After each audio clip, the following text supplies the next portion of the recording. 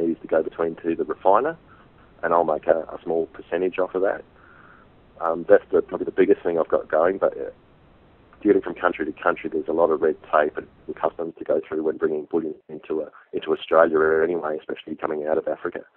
So we're still researching that at the moment, but that's something that is going ahead.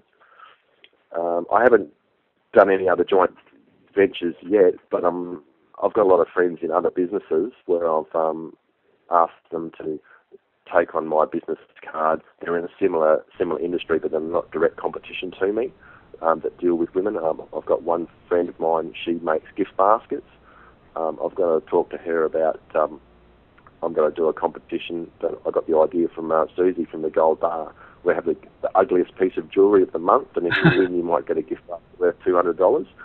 It's just something different that the other companies aren't doing. I want to make the business of selling your old jewellery a bit less stressful and a bit more rewarding.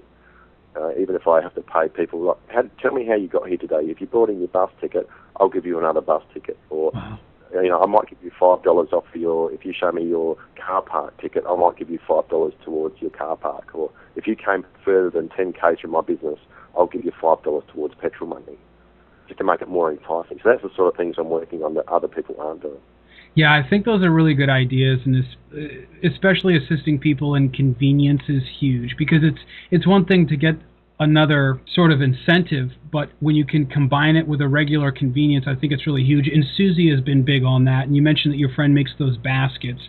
If the guests can receive a little bit of cash and look at 3 or 4 other types of things that they might want to buy with it at that same moment, then that's huge. And one thing that I've been thinking about doing, I haven't done it yet, and if anyone listening wants to go ahead and try it ahead of me, is to have a manicurist or someone like that come to the gold party, and so the women can get manicures and pedicures while they're waiting to sell their items. So, I had an idea to stitch up a deal with my local Tupperware consultant here in Adelaide, and basically have a gold party before she has her Tupperware party. So I'll basically be paying these ladies for their gold, and then they got some extra money to spend on Tupperware. So it's a win-win for both parties. That's another idea I'm researching at the moment as well. And it really creates an incentive for that person in the Tupperware business for their products to sell. It really helps, Yeah, so there's a lot of things you can do. It's just got to think outside the square. I even actually put a couple of adverts in the garage sale section of the local paper, because I was thinking, well, people that obviously have garage sales are looking to make some extra money. So I just put an advert in the garage sale section. The girl at the classifieds on the phone gave me a few questions saying, why would you want to do that? I said, don't you want to put it in the wanted to buy section? I said, no, well, I don't want to put it in the wanted to buy section. I want to put it in the garage sale section. Just put it in there because people in the garage sale section are looking for money. I've had a couple of phone calls about it, and I'm meeting a girl back in my office today. As soon as I finish this interview, I've got to go into town, and I've got a buyer coming in from that advert.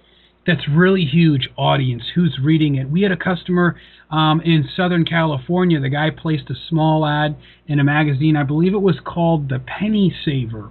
And the only people that read this Penny Saver little booklet were people that were in their 60s, 70s, 80s probably, that are out there looking to clip coupons. And he just got tremendous business out of it. And it was a little $30 ad that he had in there for 6 months. And he just made so much money off of it. So I think he made a really good point on where to advertise is huge. It doesn't have to be glamorous on TV, on the radio. It can be the little local things that regular people are reading. Yeah, there's a lot of things we can do. You just got to think outside the square. And if anyone that's listening, like when I first got into this trade, if anyone that's listening, you just got to stick to your guns, go with your dreams, and just do it, because the only person that's going to pay you what you're worth is you. And I had that said to me by a good friend a few years ago, and it just really resonated with me. And it's true. If you don't get out and do something for yourself, somebody else will do it for you, and it's usually going to be a boss, and they're not going to pay you what you're worth.